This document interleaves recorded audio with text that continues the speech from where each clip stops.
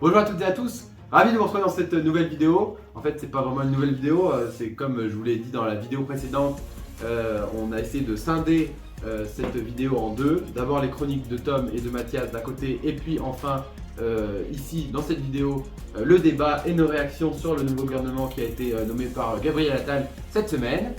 Alors on va commencer et je vais faire une... J'ai pas préparé de chronique pour tout vous dire, mais je vais essayer de détailler, de vous résumer en grossissant volontairement le trait, ce qui s'est passé ces derniers jours au gouvernement et donc tous les changements qui ont été faits. Changements qui ont été faits, c'est un gros mot parce que vous allez voir qu'il y a quand même beaucoup de têtes qu'on connaît déjà. Sur la proposition du Premier ministre, chargé de la planification écologique et énergétique, le Président de la République a nommé M. Bruno Le Maire, ministre de l'Économie, des Finances et de la Souveraineté industrielle et numérique. M. Gérald Darmanin, ministre de l'Intérieur et des Outre-mer. Madame Catherine Vautrin, ministre du Travail, de la Santé et des Solidarités. Madame Amélie Oudéa-Castéra, ministre de l'Éducation nationale, de la Jeunesse, des Sports et des Jeux olympiques et paralympiques. Monsieur Marc Fesneau, ministre de l'Agriculture et de la Souveraineté alimentaire. Madame Rachida Dati, ministre de la Culture. Monsieur Sébastien Lecornu, ministre des Armées. Monsieur Éric Dupond-Moretti, garde des Sceaux, ministre de la Justice. Monsieur Stéphane Séjourné, ministre de l'Europe et des Affaires étrangères. Monsieur Christophe Béchu, ministre de la Transition écologique et de la cohésion des territoires.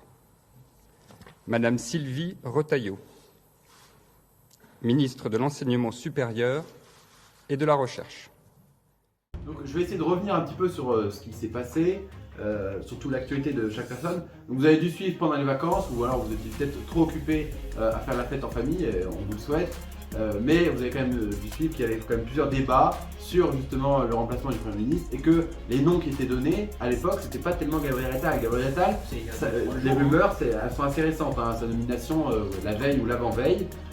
Et en fait on entendait beaucoup plus parler de Gérald Darmanin, ce que je ne croyais pas vraiment parce que Gérald Darmanin ça aurait pu être dans une situation particulière si la loi immigration s'était passée autrement, mais je ne croyais pas bien, en tout cas personnellement, à une nomination de Darmanin en Premier ministre.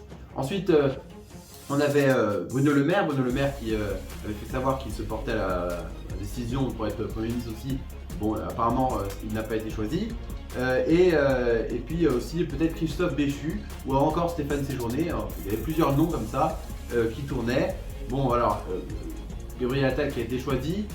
Sans doute pour son jeune âge aussi, hein, beaucoup de personnes ont fait le parallèle entre Jordan Bardella qui est au RN, qui est maintenant le chef du Rassemblement national, le président, qui n'est plus par intérim, hein, c'est le président total du mouvement, justement pour incarner, lui il a 28 ans, pour incarner la jeunesse, etc. Et on voit que ça marche beaucoup.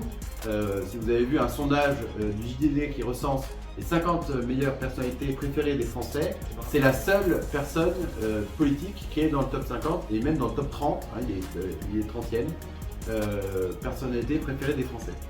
Quelle indignité. Donc on sait que dans ce classement, il y a des chanteurs, des personnes qui sont du showbiz, etc. C'est quand même un classement, il est vraiment très bien placé. Et donc on voit que la jeunesse, c'est important et donc peut-être que Emmanuel Macron a voulu jouer cette carte-là aussi pour se placer en rempart à la stratégie du Rassemblement national, donc de mettre une figure jeune pour justement contrecarrer Jordan Bardella. Un petit truc qui nous a surpris tous, et je pense que les commentateurs politiques en ont déjà parlé, j'ai pas eu le temps de bien regarder, mais c'est assez intéressant, c'est de voir peut-être le manque d'offres politiques qui était devant Emmanuel Macron lorsqu'il a formé le gouvernement. Parce qu'en fait, on se rend compte que plusieurs ministères ont été rassemblés les uns avec les autres. On voit que notamment le travail a été rassemblé avec la santé, hein, des pôles qui sont quand même assez importants de la vie politique. Et pourtant, On sait que, et j'ai vu quelques papiers ce matin qui disaient que les personnes, notamment du système hospitalier de la santé, disaient que le ministère de la Santé, le poste, la fonction de ministère de la Santé, c'était une fonction à part entière et que justement, ils redoutaient que le fait de cumuler avec celle du travail, ça allait faire qu'ils n'allaient pas vraiment prendre ce poste au sérieux, voilà, un déséquilibre comme Tom vient de le dire. Et donc, voilà, il y a cette inquiétude des milieux. Et donc, c'est pas le seul ministère concerné, hein. L'éducation se retrouve maintenant avec le sport, avec Amélie Oudéa-Castéra. Et donc c'était assez inattendu, mais on a vu que dans la presse, Elisabeth Borne s'était vue proposer le poste de ministre des Armées. Et moi, vous osez vous foutez? Voilà, donc maintenant qu'on sait que Sébastien Lecornu a été reconduit, il doit quand même se poser quelques questions sur la nature de cette reconduction. Est-ce que c'est que parce qu'il n'y a pas d'offre politique ou est-ce que c'est vraiment parce qu'il fait un travail qui est qualifié du président de la République? Non, justement. Est-ce que le président de la République le garde parce qu'il considère que son travail est bien ou est-ce qu'il le garde parce qu'il n'y a pas d'offre politique? Je pense que la question doit se poser dans sa tête. Je voulais aussi parler de la rivalité qui commence à s'instaurer au sein de ce nouveau gouvernement. Entre Gabriel Attal et Gérald Darmanin. On a vu, si vous avez suivi le déplacement qu'ils ont fait ensemble hier jeudi dans un commissariat, et c'était assez tendu, hein, parce que on se souvient que Gérald Darmanin, en début de semaine, avant que Gabriel Attal communique sur sa reconduction en tant que ministre de l'Intérieur et des Outre-mer, il avait déjà annoncé sur ses réseaux sociaux que le président, qu'il avait vu que le président et que lui, il avait reconfirmé sa confiance. Donc on voit qu'il y avait un affront qui était fait à Gabriel Attal.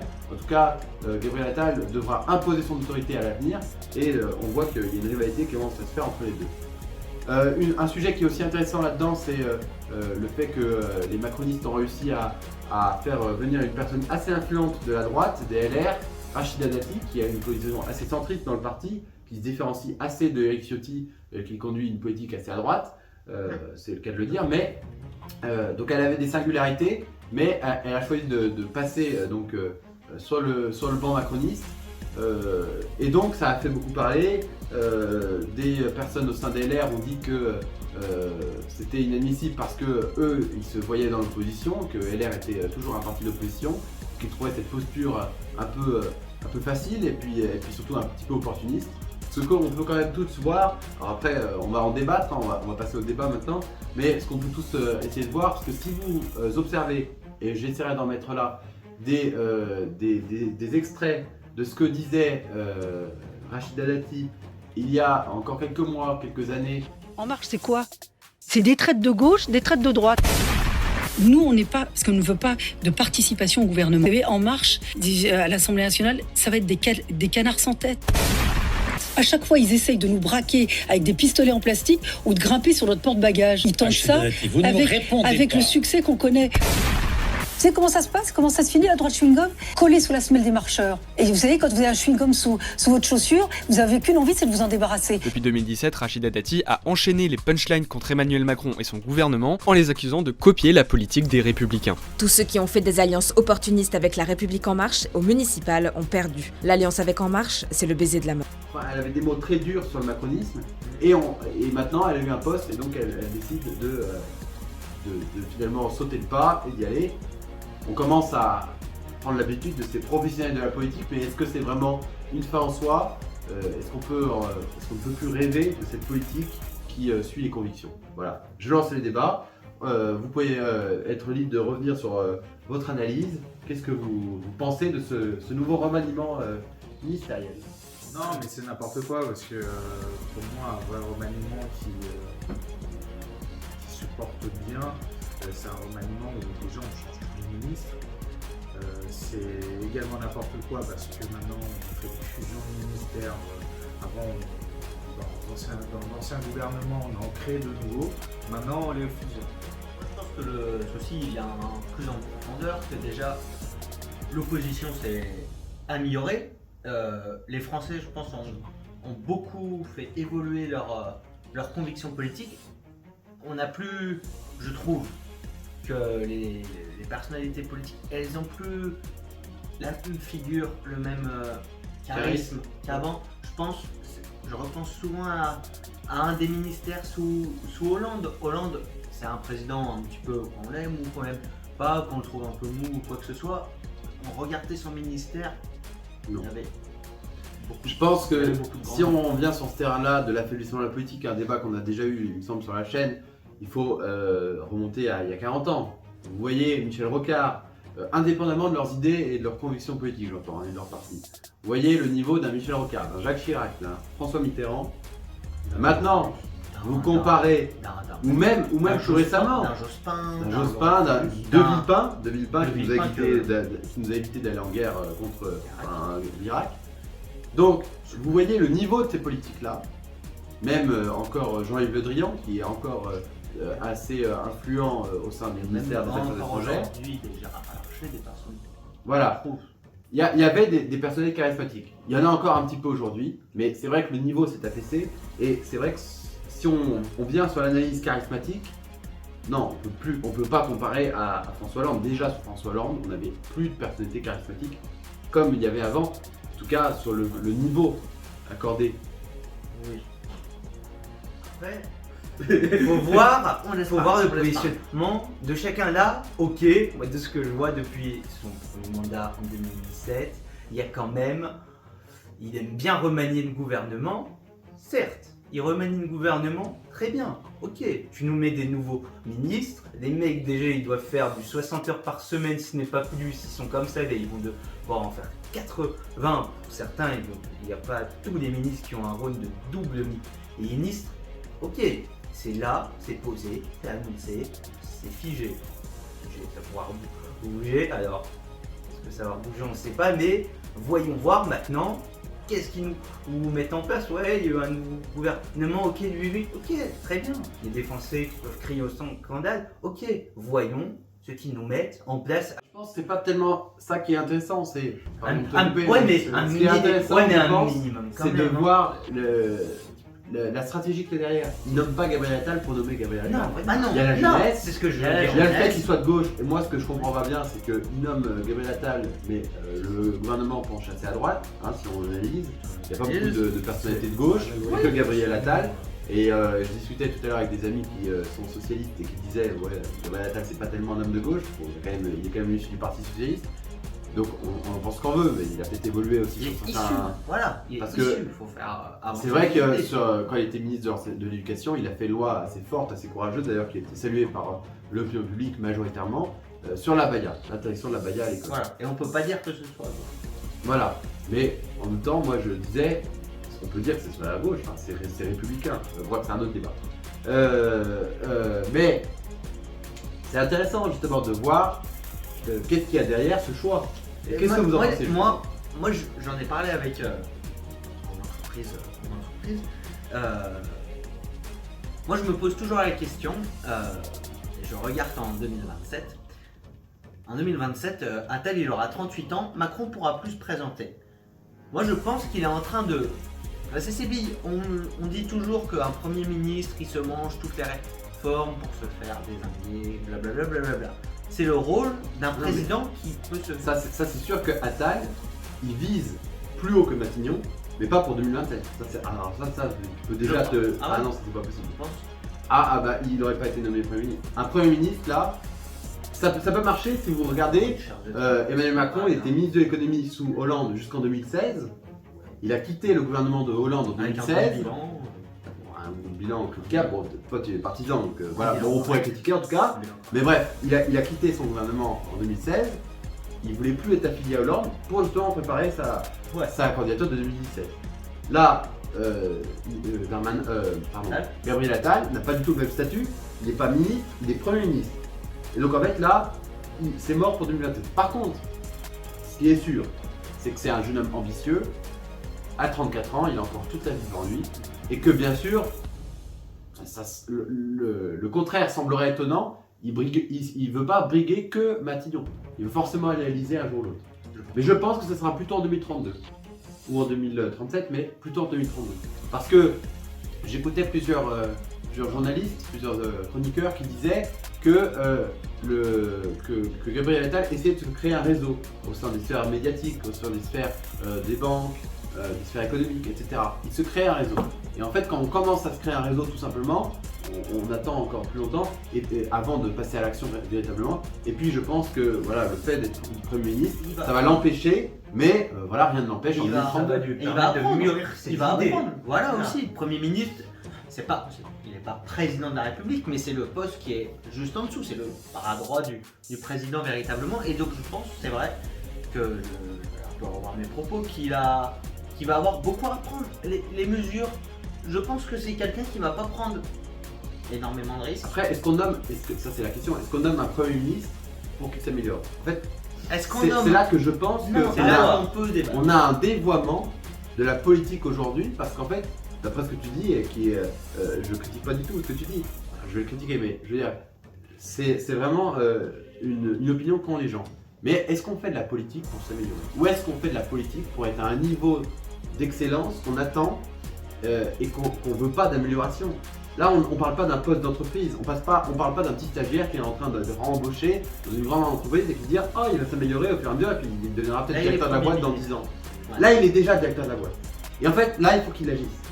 Et donc, en fait, si il a autant de compétences en étant directeur de la boîte qu'en petit stagiaire, là, il y a un problème. Ouais, moi, je vois ce que tu veux dire. Au contraire, je finis juste après, je te redonne la parole, mais pardon, je parle beaucoup, mais je veux juste préciser ce que j'ai dit. C'est pas du tout contre Gabriel Attal, qui est par ailleurs très brillant. On se souvient de lui, c'était un très bon porte-parole. C'est quelqu'un de très qualifié, hein. Il a fait un master à Sciences Po en affaires publiques. Puis il est dans le gouvernement, il était ministre délégué depuis maintenant, je crois 2017, 2018, il me semble. Donc ça fait très longtemps. Il est très convaincant, en tout cas sur le plan des dossiers, etc. Il est assez aimé.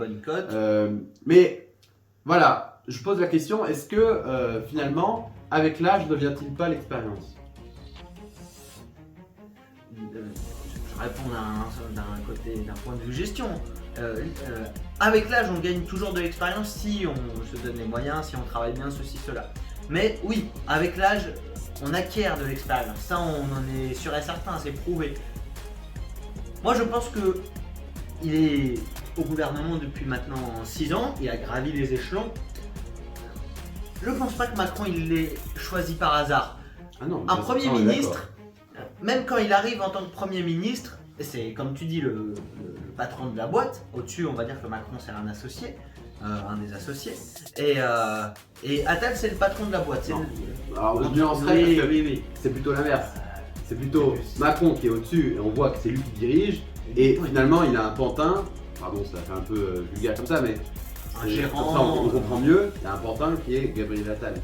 On voit que, c'est ce que j'ai dit tout à l'heure, on voit que dans la nomination, c'est Macron qui a justement nommé ses ministres. Comme il a raison, dans certaines boîtes, la plupart des dirigeants n'est pas forcément associé. Et c'est les associés qui ont le pouvoir. Ce que je veux dire, c'est qu'on va pas rentrer. Non, mais pour les entreprises. Ce que vous n'avez pas compris, c'est que moi ce que je dis, c'est pas un produit d'entreprise, c'est qu'au niveau de l'État, ça se passe pas comme ça. Voilà, c'est différent. C'est Emmanuel Macron qui dirige.